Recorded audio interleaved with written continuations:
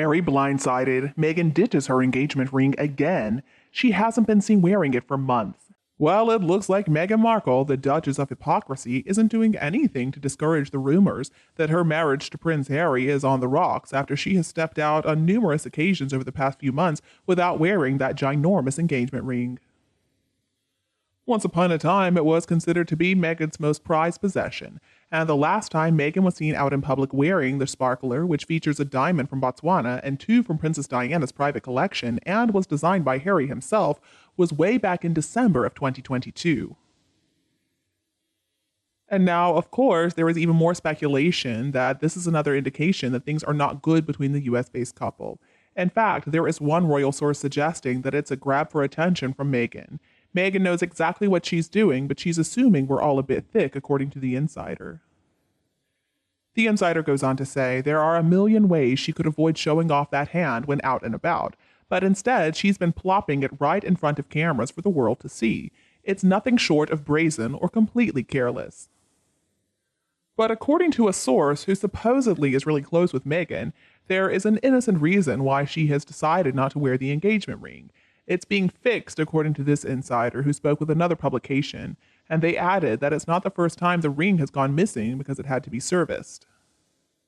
In 2019, Meghan had the original gold band replaced, but not everyone is convinced that's what's going on. She knows perfectly well that stepping out without it will only start rumors that she and Harry are having problems. It only fuels it, says the source, and the insider claims that it does not look good for the future of their relationship. She knows that Harry's already got one foot out the door, especially with his plans to meet up with his father without Meghan when he's back in the UK. The one thing that Harry's scared of is a California divorce, and seeing Meghan flaunt her barren wedding finger should make him feel very nervous indeed. And let's be real, they want to maintain their association with the royal family for one reason and one reason only: money. They want that royal cash. From the very start, Meghan only wanted to use Harry as a stepping stone. She thought that he could allow her to be the influencer she'd always dreamed of being. Now, what is wrong with Harry that he couldn't see what was going on at his age? And why couldn't he realize that he was being used? But anyway, we know what Meghan Markle was up to. She just wanted clout. Since Meghan has been together with Harry, she has spent literally millions of dollars on her wardrobe. She has filled it to the brim with designer clothing that doesn't even fit her well. Her trappings are basically just a trunk full of trash, as are all her treasures of trinkets with her brooches and her bracelets, and her diamonds and her knickknacks. Meghan Markle has no interest whatsoever in being frugal. No, she wants to shine. She wants everybody to notice her wherever she goes. She wants to live in this world of abundance and affluence. Never, though, has this Princess Pinocchio seen so much plenitude in her pitiful life. She is thriving on her fortune of riches. Considering the fact that she is incredibly greedy, we shouldn't be surprised that she doesn't really understand poverty, scarcity, and inequality. See, the above are simply a small handful of examples for why there is no support for Meghan in the UK today. I still remember when she was openly welcomed by everybody when she first made her appearance, but she chose to go down a completely different path because of her own demeanor. She is incredibly coarse, she's tacky, and she lacks ethics and etiquette. When you don't show any respect for conventions and when you have no social grace, you're going to turn into an outcast. Meghan is not only a vagrant, she's also a derelict. She's a rascal of a refugee who is an expatriate in exile, and that's exactly why she is a nobody in the United Kingdom. See, fugitives are never going to be good friends of the good British people. The Brits do not tolerate unstable, hypocritical people like Meghan, and they also don't welcome people like her who are just going to come and make as much money as they can and then run away. The danger is, though, that many people do not see it. It can be quite subtle. It's like a shadow passing over. Harry, I don't think, understands what kind of person Meghan really is. Meghan Markle is a snake. She pretends to be what Harry wants. She pretends to be his sex goddess. And she has found his sweet spot, has she not? She has drawn him so close to her. And now he's all caught up in her web, and apparently he didn't see it coming. Meghan Markle created all of this, all by herself.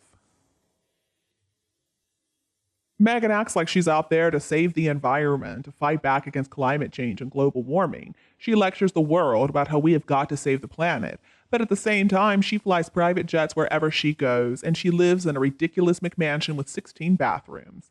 By misrepresenting herself as an active conservationist, her very own lifestyle, habits, and also her behavior completely contradict the manner in which she presents and reflects herself.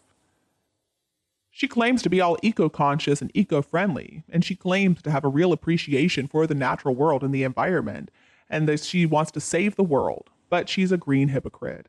So is it really surprising then why she's been attacked by critics over her eco-credentials by being accused of green hypocrisy?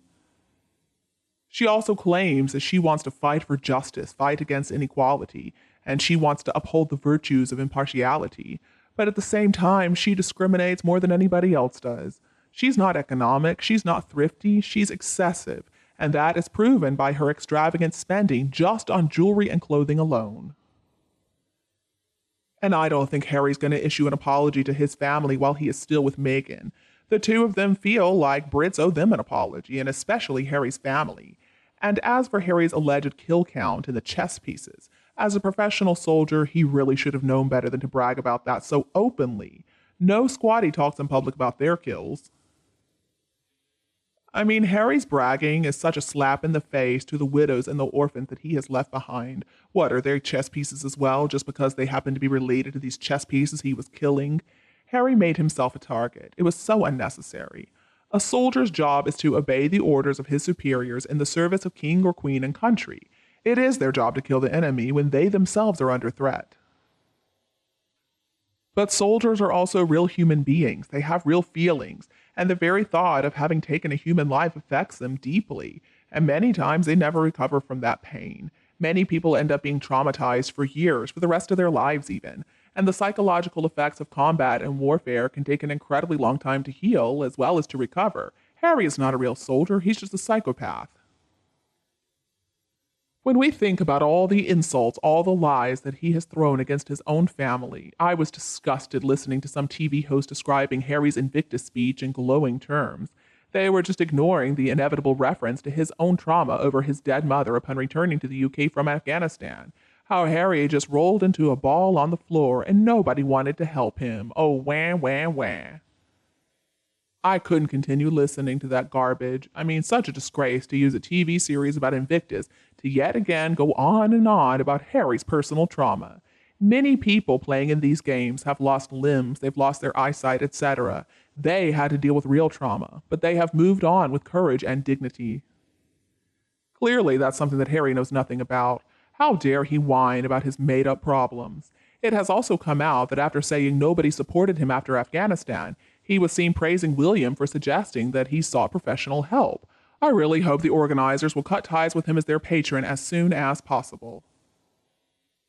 And you, what do you think about Harry and Meghan? Please tell me your opinion below in the comments. If you think my video is useful, don't be afraid to like and share it with your friends and relatives who need it anytime you want. And don't be afraid to click the subscribe button to get more updates in the future. Thank you so much for tuning in, have a lovely weekend, and we'll be back to see you all tomorrow.